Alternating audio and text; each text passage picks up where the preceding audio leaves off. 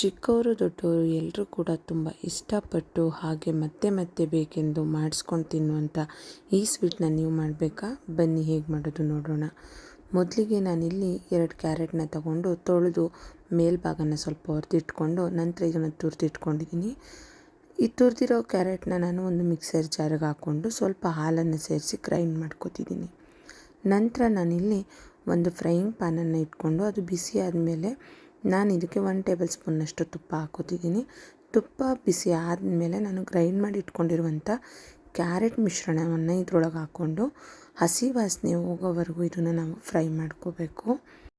ತುಪ್ಪದಲ್ಲಿ ಈ ಮಿಶ್ರಣ ಚೆನ್ನಾಗಿ ಫ್ರೈ ಆಗಬೇಕು, ಅಂದರೆ ಹಸಿ ವಾಸನೆ ಹೋಗೋವರೆಗೂ ನಾವು ಇದನ್ನು ನೀಟಾಗಿ ಫ್ರೈ ಮಾಡ್ಕೋಬೇಕು.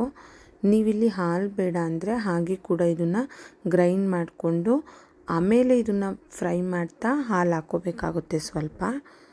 ನೋಡಿ, ಇವಾಗ ಇದು ಕಂಪ್ಲೀಟಾಗಿ ಆಗಿದೆ.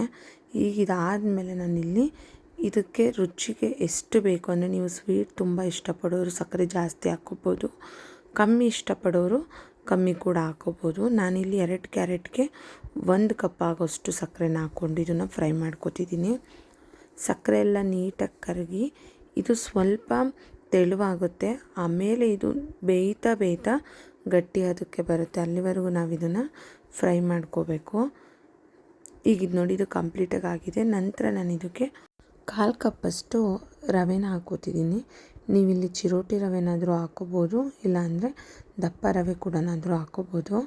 ಚಿರೋಟಿ ರವೆ ಹಾಕೋದ್ರಿಂದ ಉಂಡೆ ಕಟ್ಟಲಿಕ್ಕೆ ಈಸಿಯಾಗಿ ಬರುತ್ತೆ, ಹಾಗಾಗಿ ನಾನಿಲ್ಲಿ ಚಿರೋಟಿ ರವೆನ ಹಾಕ್ಕೊಂಡಿದ್ದೀನಿ. ಈಗ ಇದನ್ನೊಂದು ಸಲ ನೀಟಾಗಿ ಮಿಕ್ಸ್ ಮಾಡೋಣ. ಅಂದರೆ ಇದು ರವೆ ಸ್ವಲ್ಪ ಬೆಂದು ಹರಳಬೇಕು, ಆವಾಗ ಇದು ಸ್ವಲ್ಪ ಗಟ್ಟಿ ಅದಕ್ಕೆ ಬರುತ್ತೆ. ನೋಡಿದ್ರಲ್ಲ ಈ ರೀತಿ.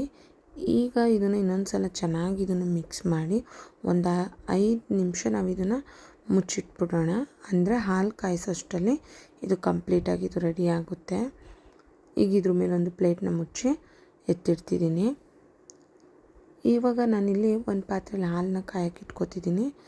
ನಂತರ ಸ್ವಲ್ಪ ಒಂದು 1/4 ಕಪ್ನಷ್ಟು ಹಾಲಿಗೆ ನಾನಿಲ್ಲಿ ಕಸ್ಟರ್ಡ್ ಪೌಡ್ರನ್ನ ಹಾಕ್ಕೋತಿದ್ದೀನಿ. ಕಸ್ಟರ್ಡ್ ಪೌಡ್ರನ್ನ ಹಾಕ್ಕೊಂಡು ಒಂದು ಫೋರ್ಕ್ನ ಸಹಾಯದಿಂದ 1 ಗಂಟೆ ಇಲ್ದಂಗೆ ಇದನ್ನು ನೀಟಾಗಿ ಮಿಕ್ಸ್ ಮಾಡ್ಕೋಬೇಕು.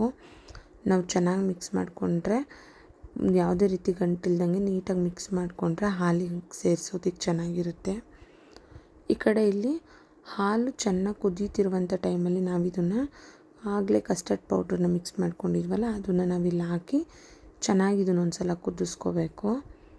ನೋಡ್ತಿದ್ದೀರಲ್ಲ ಈ ರೀತಿ ನೀಟಾಗಿ ಒಂದು ಸಲ ಇದನ್ನು ಕುದಿಸ್ಕೊಂಡಾದಮೇಲೆ ಸಪ್ರೇಟ್ ಇಟ್ಕೊಳ್ಳೋಣ. ನಂತರ ನಾನಿಲ್ಲಿ ಆಗಲೇ ಮಾಡಿಟ್ಟಿರುವಂಥ ಕ್ಯಾರೆಟ್ ಮಿಶ್ರಣನ ಉಂಡೆಗಳನ್ನಾಗಿ ಕಟ್ಕೊತಿದ್ದೀನಿ. ಅಂದರೆ ಒಂದು ಲಡ್ಡು ಟೈಪಲ್ಲಿ ಇದನ್ನು ಕಟ್ಕೊತಿದ್ದೀನಿ. ನೋಡಿದ್ರಲ್ಲಿ ಮಾಡ್ಕೊಂಡಿರುವಂಥ ಎಲ್ಲ ಕ್ಯಾರೆಟ್ ಮಿಶ್ರಣವನ್ನು ನಾನು ಈ ರೀತಿ ಕಟ್ಕೊಂಡು ಇಟ್ಕೊಂಡಿದ್ದೀನಿ. ನಂತರ ನಾನಿಲ್ಲಿ ಒಂದು ಸರ್ವಿಂಗ್ ಬೌಲಿಗೆ ಕಸ್ಟರ್ಡ್ ಪೌಡ್ರನ್ನ ಹಾಕಿ ಮಿಲ್ಕ್ ರೆಡಿ ಮಾಡಿದ್ವಲ್ಲ ಅದರೊಳಗಡೆ ಕ್ಯಾರೆಟ್ ಲಡ್ಡುನ ಹಾಕೋತಿದ್ದೀನಿ.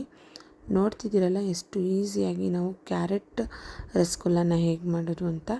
ಯಾರೆಲ್ಲ ನನ್ನ ಚಾನಲ್ನ ಸಬ್ಸ್ಕ್ರೈಬ್ ಮಾಡಿಲ್ಲ ಪ್ಲೀಸ್ ಸಬ್ಸ್ಕ್ರೈಬ್ ಮಾಡ್ಕೊಳ್ಳಿ. ಹಾಗೆ ಪಕ್ಕದಲ್ಲೇ ಕಾಣೋ ಬೆಲ್ ಐಕಾನ್ ಕೂಡ ಕ್ಲಿಕ್ ಮಾಡಿ. ಮರಿದೇ ಈ ವಿಡಿಯೋಗೊಂದು ಲೈಕ್ ಮಾಡಿ ಹಾಗೂ ಶೇರ್ ಮಾಡಿ.